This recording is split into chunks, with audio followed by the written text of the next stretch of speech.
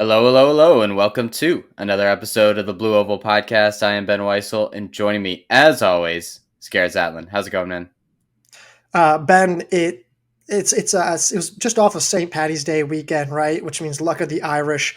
It hmm sounds like you did not get so lucky, however, falling under the weather a little bit. So not a great timing for that. But guess what? You're a trooper. You're hanging in there, and you're doing it for the people, right? This everyone at home, just know that Ben's a man of the people. He's fighting through this. He has a kid too. Like, I mean, really, you're doing miracle work over there, Ben. Oh yeah, I do it for all of you. I'm looking at each and every one of you. If you're watching on YouTube, I'm doing it just for you. Yeah, just a little bit of a cold. We were in Florida this past week. It was a great time, but picked up a little cold. So what are you gonna do? Can't complain too much. There's worse places to be if you're going to get a cold. So, Indeed. is what it is. Speaking of positive developments, though, we did get +2 on Spotify, 96. We're rapidly approaching, and by rapidly, I mean just at the same rate approaching 100 reviews. Nothing on Apple. Rookie numbers, let's get those up. We'd appreciate that. Thank you. Actually, I thought it was maybe one.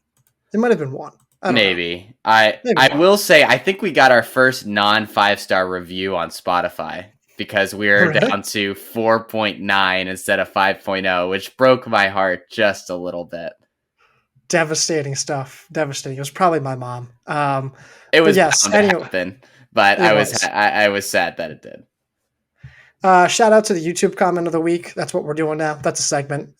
Someone said, in reference to the Novoski Anderson DQ from last week over 800 meters, they said disqualification is kind of strange to me. It seems subjective, intent, natural sway, falling, etc. What about all those events where athletes drift out? I mean, like, it's not a terrible point because you always see No. athletes drift out, but I think that and so in that sense, there is some kind of subjective level of like, you have to identify whether or not like it was just a normal drift out or something like intentional and like severe. And I think both of those things occurred with the Anderson DQ.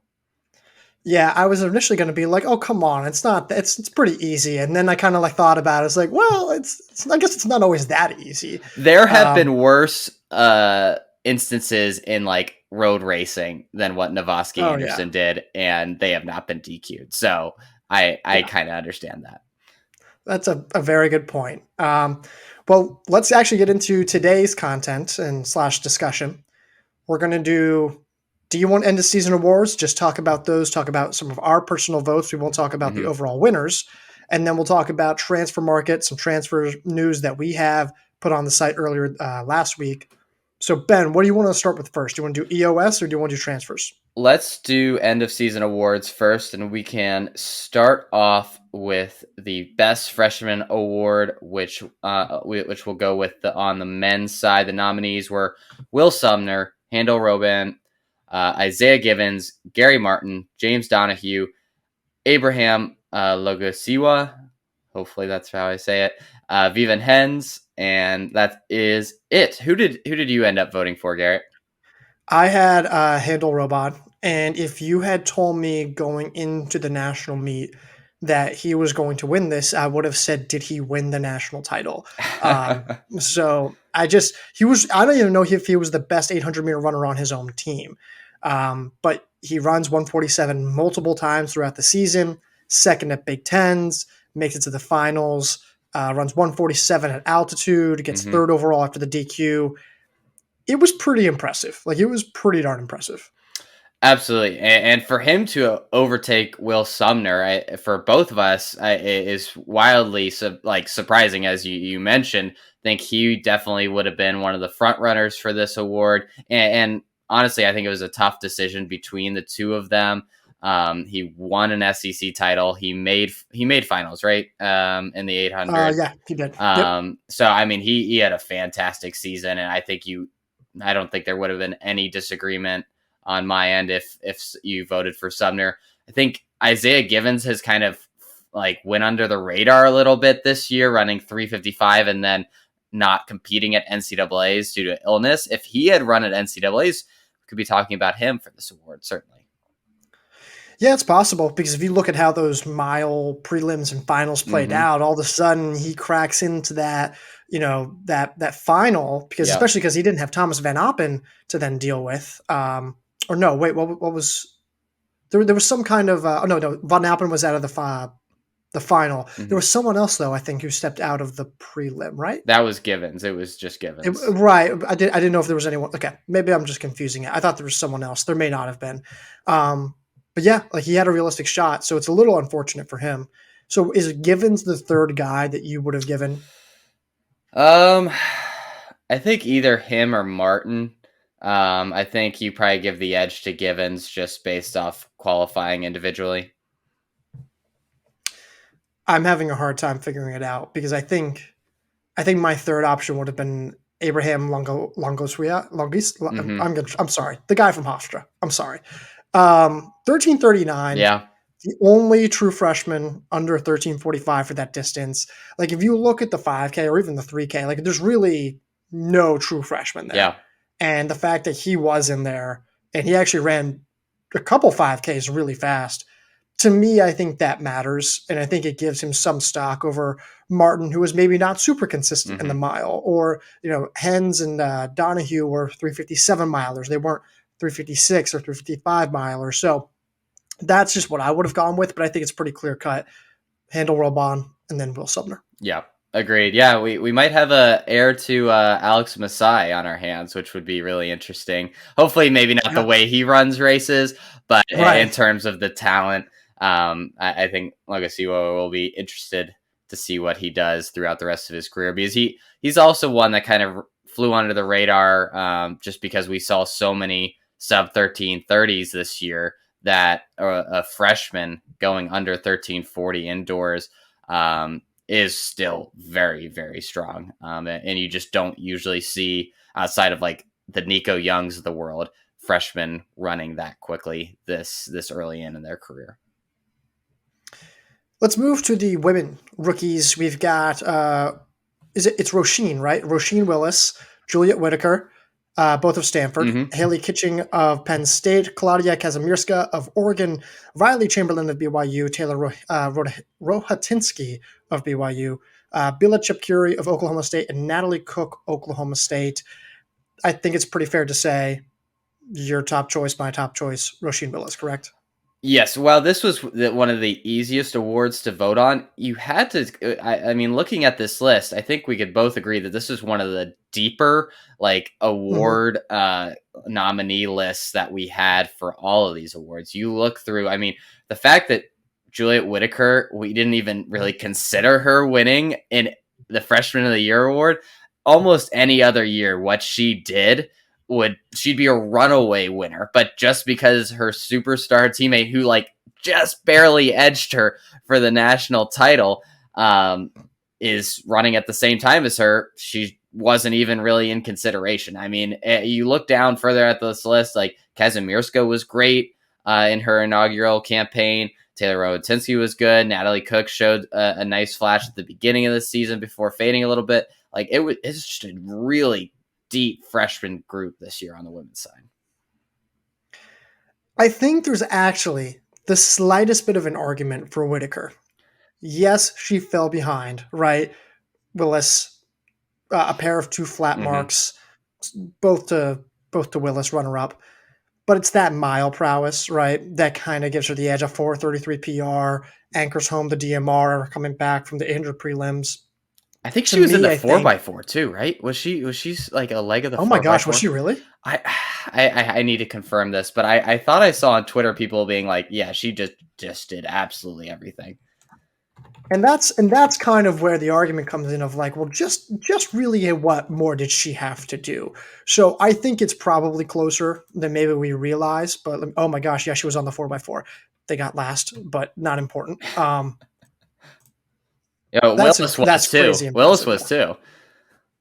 Okay, so credit to Willis as well then. But still, I think the mile prowess that Whitaker offers, the 4:33 PR, the fact that she ran actually 4:33 twice Mm-hmm. that season, that's pretty impressive. So I don't think it's clear cut, but I think it's pretty I don't think anyone's surprised that Willis won. No, and the fact that, to your point with Whitaker, the fact that they trusted her with that anchor leg, which is obviously the most important leg of the DMR, for her, she was given a nice lead, but for her to finish that leg out and give them the win shows you their trust in her ability to Mm-hmm. come back after the 800 prelims and still be decisive enough in that mile leg to win them an NCAA title. So you got, like I said, any other year, I can't even really think of, because Chewy wasn't even this good as a freshman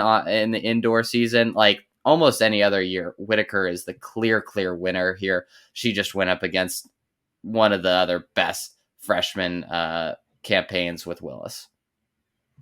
Two quick questions, and then we'll move on. Who was your third favorite freshman? And then how much stock did Natalie Cook's 15:24 5K time have? And then she obviously struggled. She even has mentioned publicly how she's had some struggles this year, just trying to get back into a rhythm. Yeah. What are those? Like, what are your responses to those two questions? I think Kazimierska for me, I just the season as a whole wasn't the best NCAA performance, but she still was sixth place in the mile. She had a strong enough DMR leg. Like she was very good throughout the season to the point To that I clarify, the DMR you're talking about during the regular season. right, yeah. Well, Yeah. she also was the leadoff. Was she the leadoff leg? No, No, she was she was the the anchor. She was anchor, the struggled. and Yes, yeah, yes. yeah. So yeah, I think overall she just had a fantastic season. I thought she was a true contender in the mile. She didn't look great, but again was an All American. So I think Kazimierska had to be the one. And as far as Natalie Cook, I it's hard because the recency bias of the last time we saw her is still very much stuck in my mind. But she showed, like she did in the fall, her enormous talent, her enormous potential with that 5K. And you would imagine as long as she's healthy, she has a very strong argument to being just as talented, or just maybe a few steps back in terms of talent behind Willis and Whitaker. Like she's right there with them. Yeah. Yeah. So, hey, great seasons for Chip Curry, Kitching, and the BYU duo, Chamberlain, Rohatinsky. The BYU women were Yeah. awesome. I can't believe that we're barely even mentioning them, given how good they were. But yeah. All right. What's the next one? Most improved award on the men's side. Who was your pick? The nominees were Muhammad Sharif, Connor Murphy, Luke Hauser, Ronan McMahon Staggs, Ethan Strand, Liam Murphy, Aiden Ryan, Lexington Hilton, and Ethan Brow. Another strong list here. I'm pretty confident that of the next. Yeah, okay, never mind. There's like of the next few awards, I only get like half of them correct or something like that, and I won't say which ones. This is the one where I get a little frustrated with you, and I don't like this at all. My pick was Ethan Brow. You Mhm. take a look at what he did. This guy had never run faster than 151 indoors, outdoors, and then he goes 148 at altitude and then 147 at the Husky Classic, qualifies for the national meet. It's just like I don't know what more the guy has to do to be more improved. So he was my pick. Yeah, I think he's a very strong pick, and I think he went from that like kind of strong, mediocre in terms of national level to good at the national level, and I think that's always a very significant jump. In my mind, though, it was Luke Hauser who went from that good to great, which is always what I say is the most significant jump, winning an NCAA title. I don't think any of us expected him at the beginning of this year to really contend for a national title, and he went out and won. And I think at the end of the day, that's why I had him. It's just like a lot of these guys were non-factors. And just this idea that we're going to have a guy who was already an All-American in the 1500 meters, who had run, 355 at the beginning of the season, which I don't think we were maybe super surprised about. Mhm. I don't know. Like, I'm just kind of looking at it. I'm like, that's the most improved? Like, really? So I don't know. Like, I just thought like there was actually, honestly, if you take a look at pretty much everyone else here, I think the only guy you could argue who was less improved than Hauser was Aiden Ryan, his teammate. And even then, Aiden Ryan was probably still better. I just think that the fact that he went from I mean he had huge gains in both the mile and the 3K PR wise. Like it's not like he didn't improve time wise. Like he already had maybe good times in those events, but he also improved those dramatically and went from like, oh, that's great that you're in the final of a national championship to oh, you just won the national championship. Like, I think that is a significant leap. Who would have been your second choice? I was stuck between I think Ethan Brow and Liam Murphy. I really like what he did, and also Ethan Strand. I think those kind of three were the next group. Ethan Strand. I mean, what he did, I was not as high on him at the beginning of the season, I think, as you were, and he converted me at ACCs into a true believer. Yeah. Yeah, I mean, he's impressive. I think for Murphy and Strand, there were already subtle signs that they could be really, really good. Um, but in terms of like, again, quantitatively, Lexington Hilton is probably like, why did I not Yeah. win this award? Like the guy had run 807 3K, 1410 5K, 2920 10K, then runs 358 in the mile, 748 in the 3K, takes down like Michael Power and Joey Mm-hmm. Noakes, Aiden Troutner and Devin Hart, Anthony Camilleri, like all these guys. I think Kai Robinson actually too. Maybe I'm wrong on that, but yeah, I mean he was great. And then Ronan McMahon Staggs, like Yeah. the guy was a non-factor, and then he goes 357, 356, 354, runs 148 for 800 meters. I think you take a look at just like these guys that were non-factors before. Now they're here. So yeah. Yeah. I don't think there was a wrong answer. I think that there's a very good group for the most improved. Let's go to the women's side. Most improved nominees were Michaela Rose, Kellyanne Beckford, Wilma Nielsen, Catherine Mitchell, Anika Rice, Margot Appleton, Sadie Sargent, Jasmine Fair, and Sarah Carter. A heavy 800 contingent here. It's the same thing. It's the same exact thing. I'm going to go with the person who I thought was quantitatively one of the biggest jumps. Jasmine Fair of Tennessee was a non-factor. Like you look at her resume, it's very unexciting. Like very, very, very unexciting. And then you look at what she did this season. Sean Carlson's like, and you're going to be elite. And she Mm-hmm. runs 15:38, and she runs 9:09 for 3K. Like, and she would have gone to the national meet had she not been out due to a rumored injury. So it's just one of those things where I think quantitatively it's Jasmine Fair. You had someone else. I had Michaela Rose, and I think what we're realizing is we just have a very different taste in terms of most improved and what we see. You like the from like nowhere to somewhere. I like the somewhere to like title contender kind of jump. And I don't think there's a wrong. I think most improved is generally a very nicely vague sounding award. So you can have it kind of either way. But I think we just have very different definitions.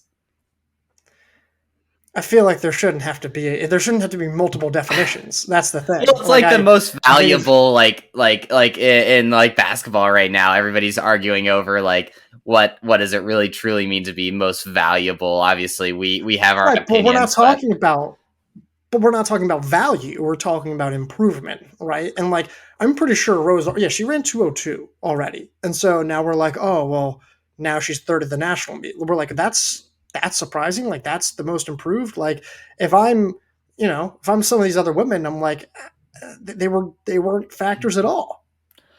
Like Sadie Sargent. Hey, I'll read what you wrote for Michaela Rose. But the leap from good to great to elite is extremely hard to deliver on, and frankly, Rose is now in the all-time great territory for 800 meters strictly based on time. Yeah, I because think I have that's to as sell it. I have to I think that's sell as it. good of an argument as you need. I have to sell it somehow, Ben, right? I have to sell it. And it is true. Like everything I did say is true. I'm not lying there. But I think what you value, what you have to value is improvement. Well, yeah, So, I think obviously there's a line where it's like if someone came in like with a 20-minute 5K PR and now they're at 17 minutes, like that you're not going to say that they were the most improved because they dropped 3 minutes in their 5K. You're like there has like time, just pure time isn't the only thing that is in consideration. okay, but are we comparing all Americans who aren't even national title contenders? We're comparing all Americans to 20-minute 5K runners in high school JV teams? Like, what are we doing? Well, no, I'm not comparing all American. Like I'm saying like what like for Jasmine Fair, she wasn't an All American before, and now she was in national contention. Okay, Like I'm sorry. that's the Like equivalent Sadie there. Sargent. So actually, Sargent was not an All American. Appleton was an All American. Reese was an All American. Nielsen was an All American. You know, like. Anyways, we'll move on. We'll move on. Best performance award. We've got Yusuf Bizimana's late kick gives him the NCAA title over 800 meters after the Novotsky Anderson DQ. Anas SAE nearly misses mile collegiate record with 350 PR at Boston University. Joe Wascom runs 351 mile PR to lead 7 other Huskies under 4 minutes. Luke Hauser stuns the NCAA by winning tactical mile national title. Drew Bosley runs NCAA 3K record of 7:36. Dylan Jacobs runs 13:11 for 5K for NCAA number 3 all-time mark indoors. Kai Robinson runs brilliant 5K race en route to 13:11 PR and win at Boston University. Fouad Saudi runs perfect race to win 3K national title. And Ryan Shoppy splits 3:52 on the anchor leg to give Oklahoma State's DMR an NCAA record. The amount of performances on both the men and women's side that you could have pointed to and been like, when that happened, this is gonna easily win best performance of the year award. Like all of these are fantastic. And like I really struggled with this, and I am not going to disagree with anybody who voted on pretty much any of these, with the exception of maybe one or two.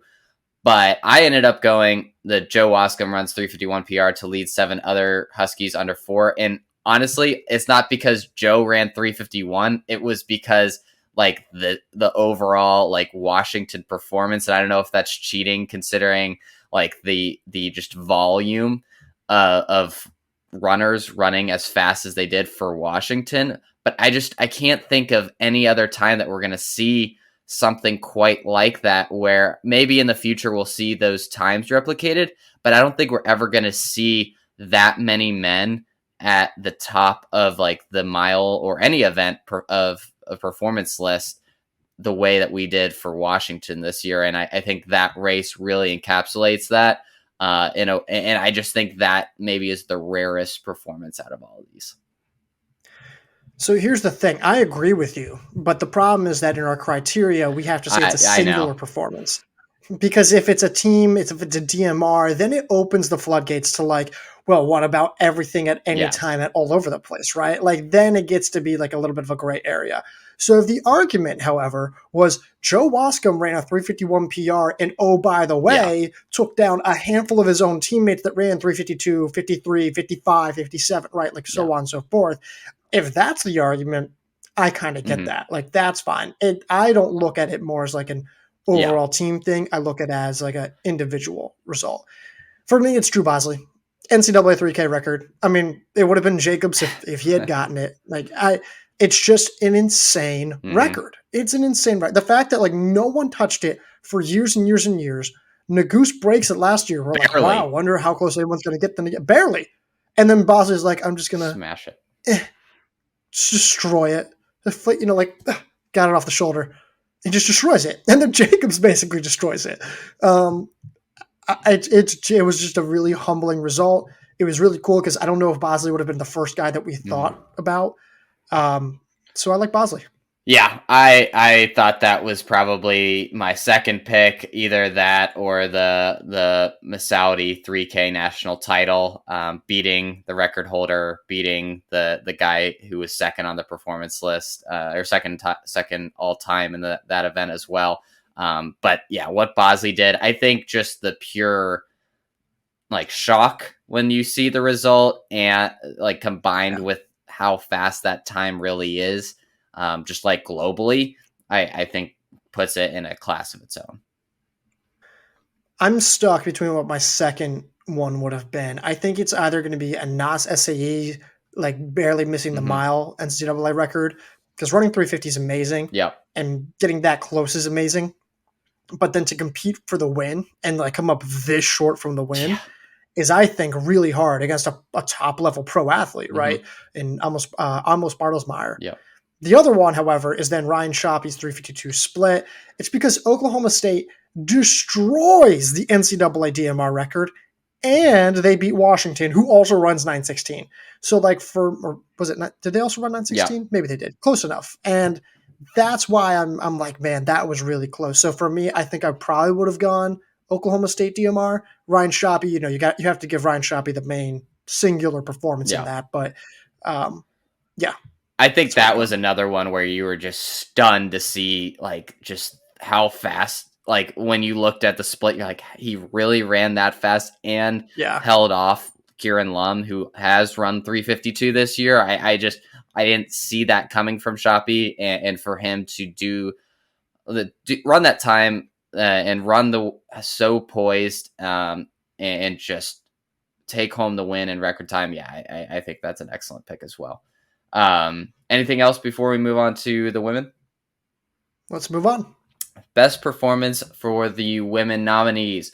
Roisin Willis wins 800-meter national title in 1:59 at altitude.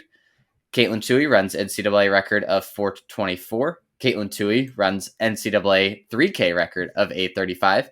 Caitlin Tui splits 4:23 on the anchor leg of NC State's DMR to finish third at ACC championships. Sorry, am I reading Caitlin Tui's T first, or am I reading the nominees? Yeah. Yeah. Juliet Whitaker holds off Lauren Gregory's big surge on anchor leg of DMR to win national title. Olivia Howe stuns the country by winning mile national title over Lauren Gregory. Tough to have Lauren Gregory finishing I second know. on two of these. And consecutive. I felt so bad typing it, but the context was important. Um, you and I have a little bit of a bone to pick with everyone else who voted on this. I'll give a spoiler to everyone else listening. Um, Ben and I's vote did not win. Part of that's my fault because I created the criteria. And the criteria is our TSR writers can vote for the performance that they believe is either the most impressive, the most entertaining, or the most surprising. Some people like to take that entertaining and surprising factor a little too far. You and I did not. Our vote was Caitlin Tui runs a 3K record of 8:35. In my mind, this is a no-brainer. Mm-hmm. Apparently, we were wrong, but I will not say why the other one won. So, Look, all of them were like very good. Like Caitlin Tui ran another NCAA record. I think the 3K record was more impressive than the mile one, and so that's why I ended up picking that one. But I mean, Willis running 1:59 to win an NCAA title at altitude, that is extremely impressive. Like, also was entertaining. I don't know how surprising. But and then the Caitlin Tui running the 4:23 on anchor. I was stunned when I saw that, but she had run 4:24 before, so it wasn't like wild. And then like Olivia Howell stunning everyone by winning the national title, 100% surprising. But also, it wasn't like a crazy fast time. I mean, it was very quick, converted to I think 4:28, but it wasn't. I, again, none of them seemed to hold up to running an NCAA record by 6 seconds and competing with some of the best U.S. pros out there. yeah, and that's the problem. It's like, what do you define the best performance as, right? Because I think it kind of goes back to the cross country argument where I was like, Carter Solomon taking down Parker Wolf, and you were like, well, wait, is that the best performance or the most entertaining performance? And that's Hmm. why I think the criteria is kind of the way it is, because it adds that, Right. flexibility in terms of what you need and what you want.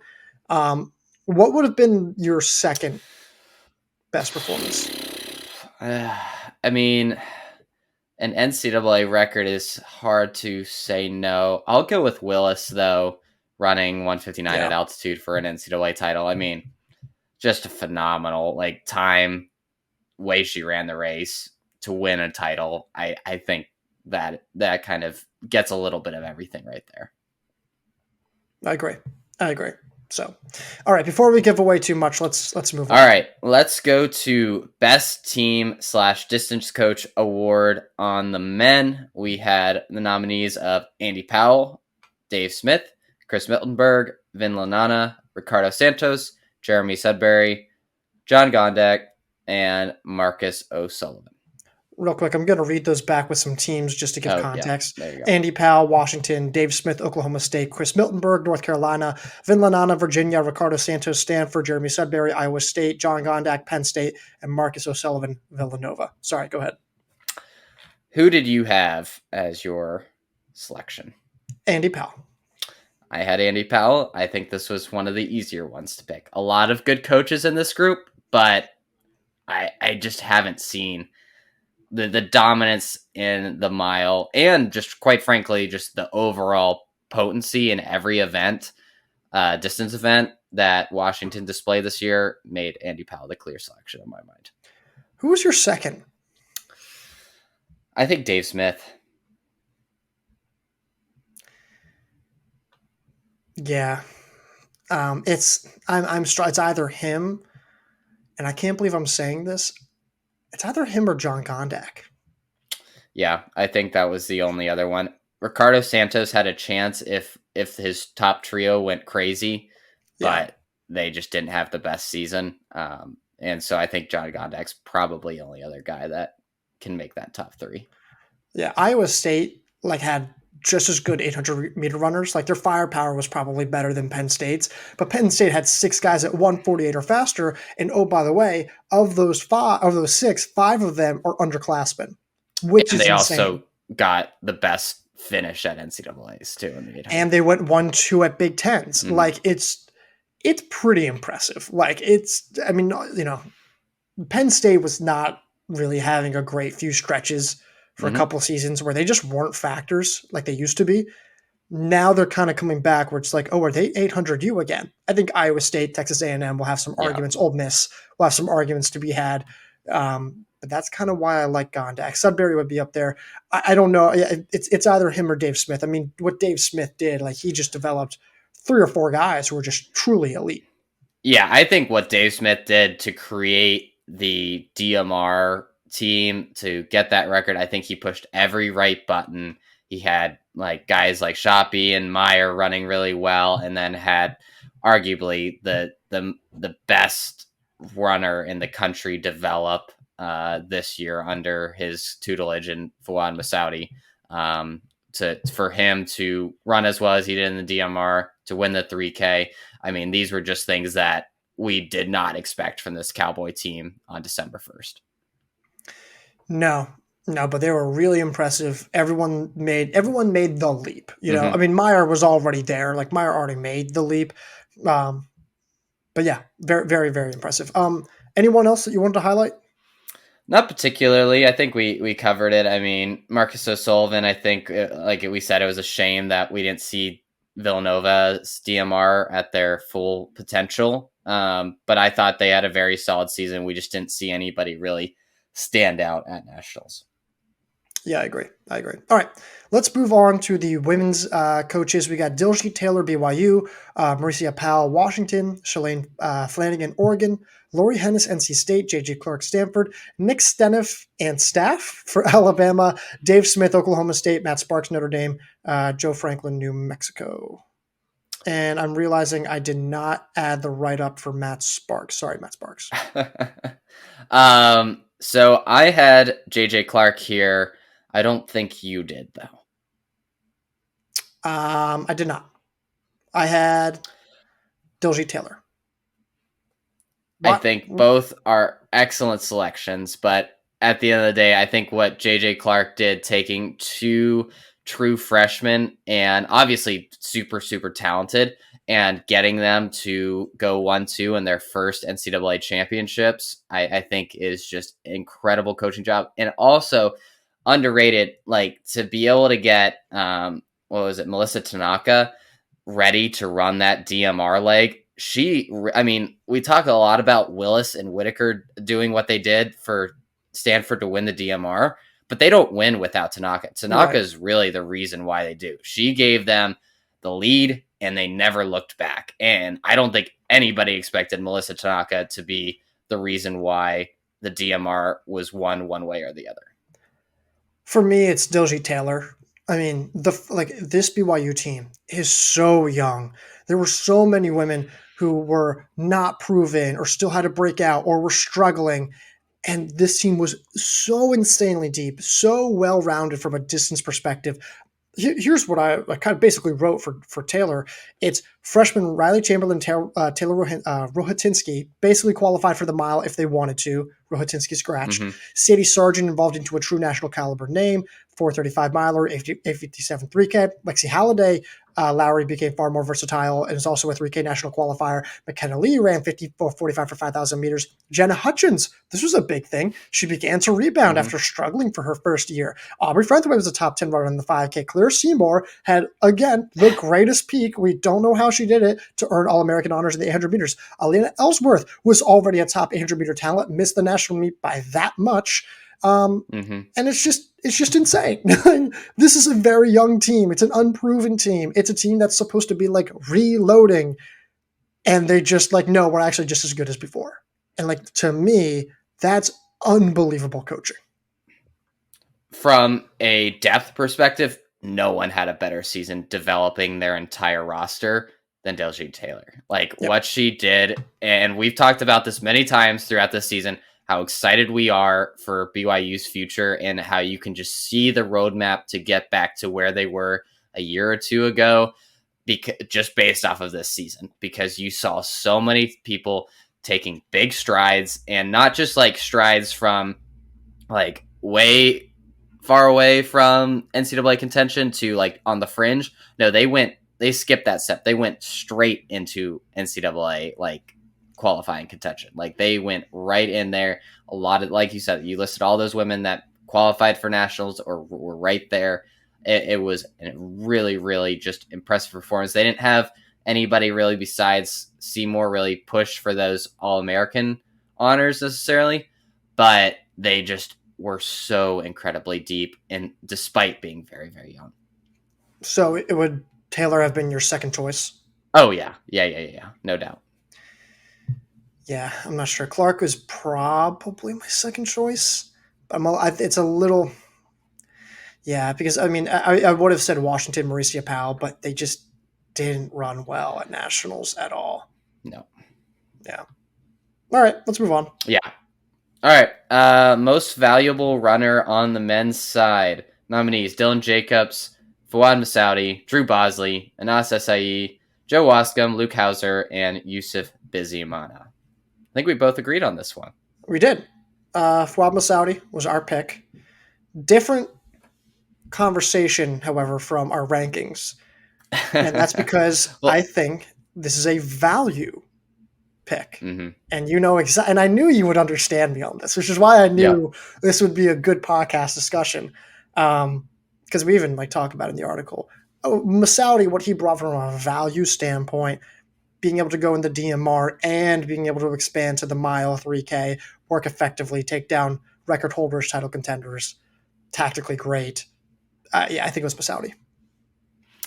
Yeah, I mean, I think you talk about how versatile he is and the points that he was able to score at NCAAs. He didn't have the near record breaking times that like someone like Dylan Jacobs or record breaking times like Drew Bosley did throughout the whole season, which is why maybe he wasn't as highly rated as some in our overall rankings when you take into account the entire season and those times.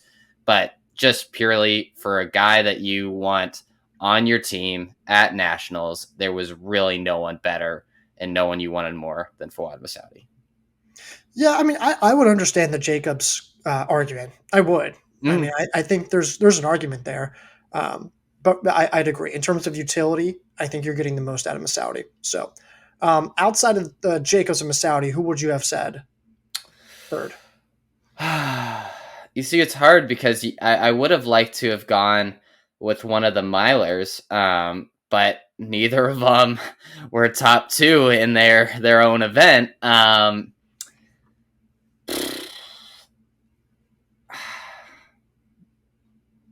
I don't know. I'm really struggling. I thought it was just Masaudi or Jacobs. I think I'll maybe go with Busy Mana. He was just so consistent. I think you could just trust what he was going to do the entire year in the 800.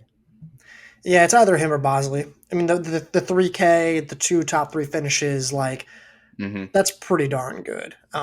Yeah. But I would understand the busy mono. Like at some point, you have to give the middle distance guy some credit here. Like what he did, so consistent, perfectly tactically perfect, super fast, ran a ridiculously fast time. Like he might have run Mm-hmm. 145 if he wasn't impeded. Yep. So we'll see. Yep. Anything else? No, that's it. All right. Most Valuable Runner Award for the women. Nominees Caitlin Toohey, Roisin Willis, Juliet Whitaker, Lauren Gregory, Taylor Rowe, Amina Matug, and Hilda Olamamwe. Caitlin Toohey, accept your crown. This is where this whole season has been headed. This was the easiest decision of all of these. All right. So in a world where Caitlin Toohey does not exist, who's your pick? Oof. I It's thought tough. this was going to be an easy answer, Yeah. but I might actually go Juliet Whitaker here. Oh, really? I was going 'Cause to go. you're My instinct was Willis, but then we've talked so much about what Whitaker did in the DMR, in the mile, and the 4x4, and I think it has to be her actually. from a value standpoint, you have an argument. I think it's Willis or Gregory. Because Yeah. Gregory, like, yes, did she win a national title in the DMR? No. Did she win a national title in the mile? No. But Gregory, outside of Caitlin Toohey, is the Mm-hmm. only woman who would have been able to try and close that gap and potentially win that DMR national title. That DMR lineup, like it's pretty much her. Like it was pretty Lauren Gregory centric. Got unlucky in the mile final. She still ran a really, really good race. So Mm-hmm. the utility between the mile, the DMR, her consistency all season long, her tactical excellence, her ability to thrive on pretty much every scenario. And oh, by the way, she was a national qualifier in the 5K. She decided to scratch that. Yeah. She ran 9 flat in the 3K. We know that she's a title contender when she's at her best in the 3K. To me, the value that Lauren Gregory brings to the table across every distance event, other than like what the 800, Yeah. her consistency, ability to double, triple. Like I know Whitaker was great, but Gregory has that range that's just as good. Yeah, I mean, Gregory has by far the most range, I think, out of anybody in this group besides Tui, for her ability to go to the mile and to the 5K and be a realistic top three threat in all those races is extraordinary. And what she did in the DMR was one of the best performances that you'll ever see from a non-champion. Like that split was incredible to watch. So yeah, I don't think that's a bad answer. I think for me it was probably between Gregory, Willis, and Whitaker. I think all of them have a very good argument for it. From a season as a whole, though, it's probably Gregory. Yeah, I agree. And that's really only because, I don't know if it's close. It's close though. Like Willis and Whitaker had great overall seasons. Like they were Mm-hmm. really, really good. So, great. Is that it? That's it. Let's move on to our transfer news. So we had a couple that we reported on this week. Wanted to try to at least touch on a few of them in depth and maybe just briefly mention a few of them as well. The first one we'll go with Ahmed Ibrahim of Boise State is on the transfer portal, 2 full years. He's run 756 in the 3K, 1348 in the 5K. He was 15th at the West Regional last year, 17th at Joe Piani, someone who's going to help you on the grass and on the track. A significant free agent and will be a huge addition to wherever he lands. To clarify, the 15th at West Regional XC Championships, not on the Yes. track. Sorry. So Yeah. just Yeah. to note, no, you're good. I wrote this, and I think there were two obvious teams that I kind of highlighted and picked. Mm-hmm. But now I'm realizing Gonzaga would be a great fit for him. He would. That would be amazing. That, like, they're losing a couple guys. He's a distance first kind of dude. They need a little more firepower. It's the same geographic area.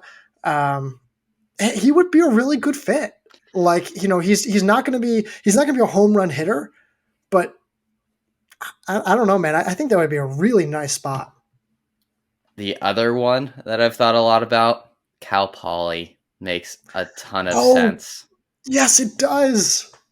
That's a great point. He would be perfect for Van Hoy. That would be that real nice piece, that veteran presence as he's bringing in a good young recruiting class, someone that can kind of be a front runner for them to help them qualify for NCAAs, give those younger guys good experience at that level. I think he would be a perfect jumpstart for that program. Yeah, like I said, there's two other teams that I listed in the article. Go read to find out.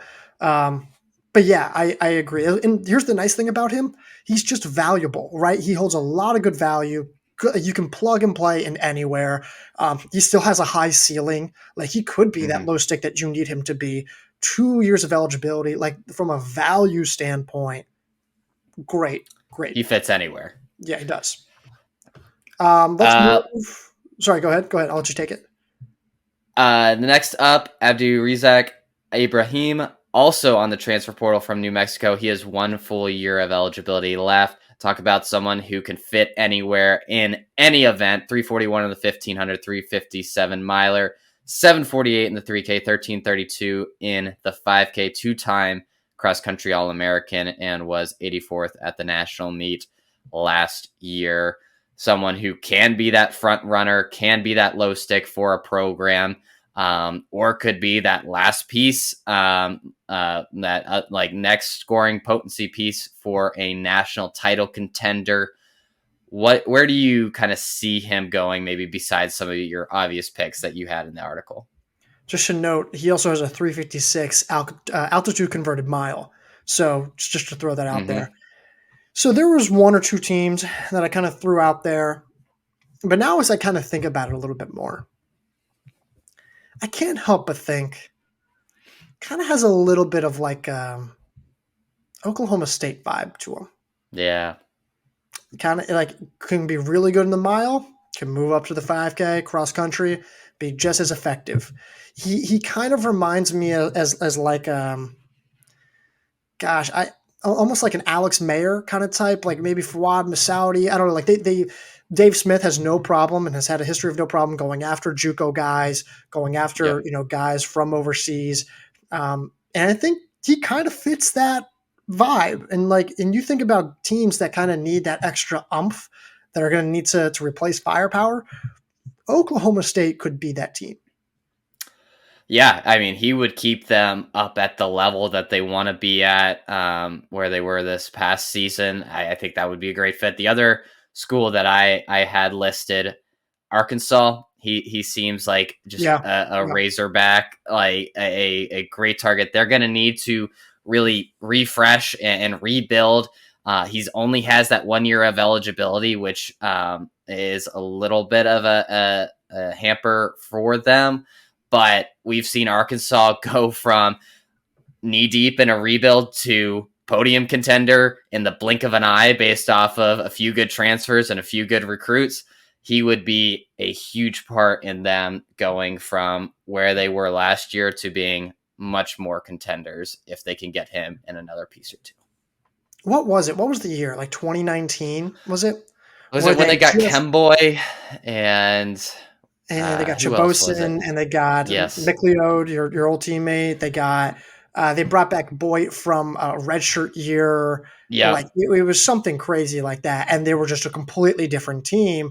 I wonder if that's going to be what happens here, because the year before that, they had like a down year, Yep. build down year. Kind of what happened. Kind of what happened this past year. They could be gearing up.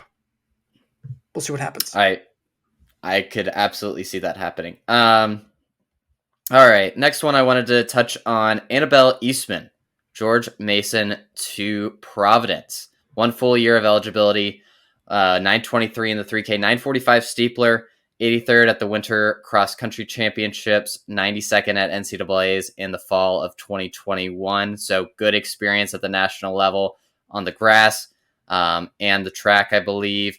Just someone that I think is going to be a nice addition to this Providence team.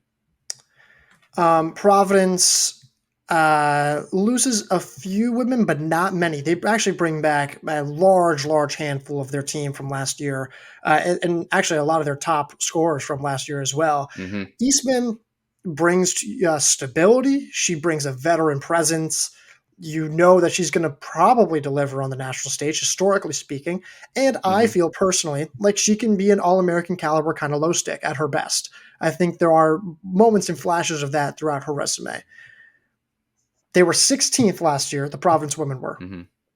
Over under 13 and a half place of where they finished this year.